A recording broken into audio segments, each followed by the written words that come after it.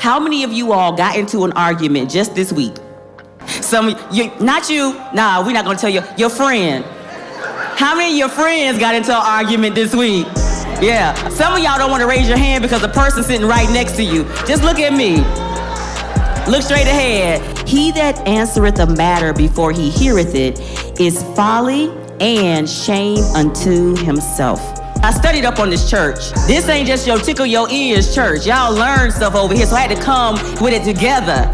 Now, when you look at this verse, it has two Hebrew words that need to stand out to us when we're talking about this verse. It's anah and davar.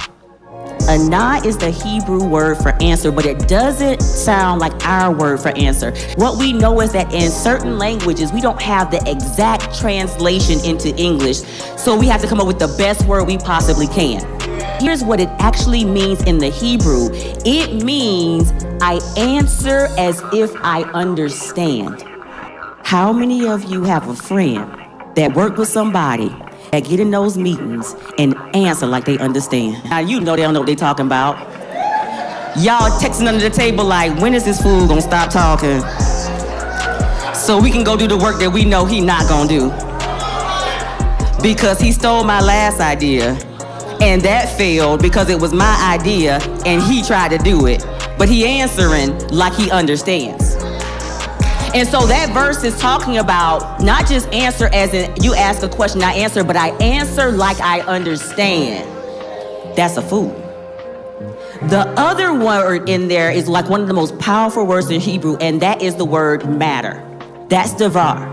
What that really means is not just in the conversation, but it's also understanding about the situation, which means I understand everything that goes into what we're talking about right now. So when you ask me something, I'm not just answering for right now. I'm answering based on everything that's happening and based on the outcome that we really need to see happen.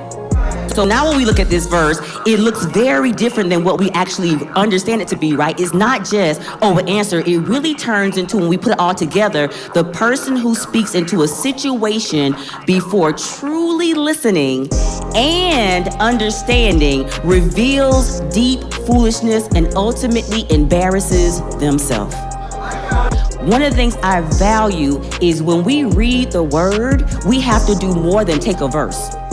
That's how people distort what God said. That's how false prophets can get up in front of us and tell us any old thing, because they take a verse. You need to read that whole chapter and then go back and read that book.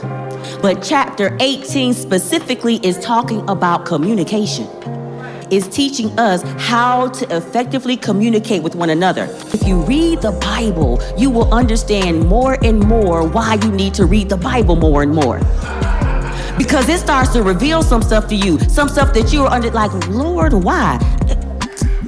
Give me your word, give me a word. Like I gave you a word. It's all right there.